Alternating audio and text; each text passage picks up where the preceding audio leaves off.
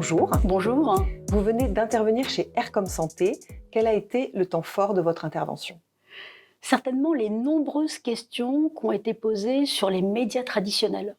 Qui possède CNews? Quelle est l'incidence de CNews et quelle est l'influence de CNews sur la participation électorale, le poids de Bolloré, la reprise en main du JDD? C'était très intéressant d'échanger sur ces médias traditionnels.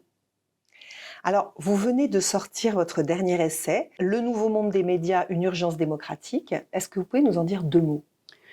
Je crois qu'il y a un véritable danger aujourd'hui de la place de ces grandes plateformes numériques qu'on appelle Google, Apple, Facebook et Amazon dans la diffusion de l'information, dans la circulation de l'information et finalement dans la place qu'ils prennent aujourd'hui dans le dispositif, dans le domaine de l'information et de la communication. Et j'ai voulu en fait montrer sur le plan économique comment ils parvenaient à faire vaciller nos médias traditionnels. Je crois qu'il y a un véritable enjeu démocratique et c'est vraiment ce que je souligne dans mon essai, avec des propositions de comment on peut s'en remettre, comment on peut s'en relever. D'abord, travailler sur la fabrique et la garantie d'une information de qualité.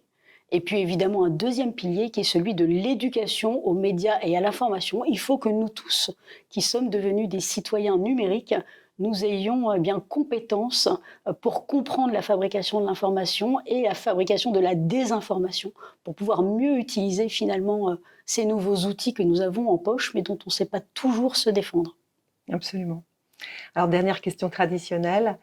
Vous avez découvert Air comme Santé. Si vous pouviez partager avec nous un mot qui commence par R, ce serait R comme...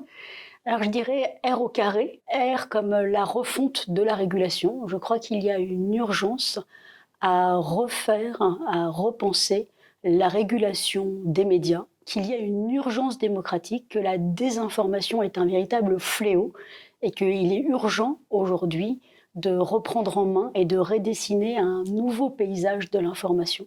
Parce que la désinformation est véritablement délétère pour nos démocraties. Merci beaucoup. C'est moi qui vous remercie.